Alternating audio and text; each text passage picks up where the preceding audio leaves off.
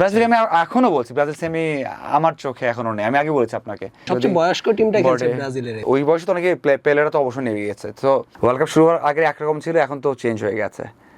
এখন স্পেনের সাথে ব্রাজিল খেলা পড়ে কিনা না, আর্জেন্টিনা হ্যাঁ ওই পাশে আর্জেন্টিনা, কুরাসাও, উরুগুয়ে। স্পেনের সাথে পড়বে না, কুরাসাও অথবা আর্জেন্টিনার সাথে পড়বে না। সো কিছু টিম তো মাঝখান থেকে এরকম পড়তে পারে, বাট আমি যেটাতে ছিলাম সেটাই মনে হয়। আমার মনে হয় যে জার্মানি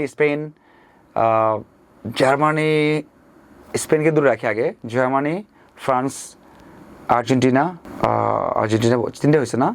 তিনটা হয়েছে। সাথে আই লাভ পর্তুগালকে বিশ্বাস পাচ্ছে না যদি তারা নেক্সট ম্যাচ কী করে। আর একটা আপনি স্পেনকেই রেখে দিতে পারি আমরা। ফ্রান্স, জার্মানি, স্পেন, সাথে আর্জেন্টিনা।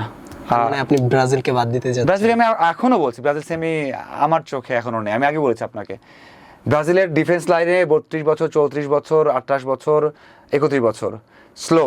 মিডফিল্ডে 34 বছর একজন ইনজুরিতে পড়েছেন, তারপর ক্যাসিমিরো 34-এর বেশি হবে মনে হয়। সো উইক যদি স্পেনের সাথে পড়ে, সবচেয়ে বয়স্ক টিমটা খেলছে ব্রাজিলের এবার। যদি মানে ওই বয়সে তো অনেকে প্লেয়াররা তো অবশ্যই নেমে গেছে। তো আর যেরকম কনসিস্টেন্সি নাই, তো আমার মনে হয় কোয়ার্টার ফাইনালে যেতে পারে, নেদারল্যান্ডসে যেতে পারে, তো নেদারল্যান্ডস ভালো টিম।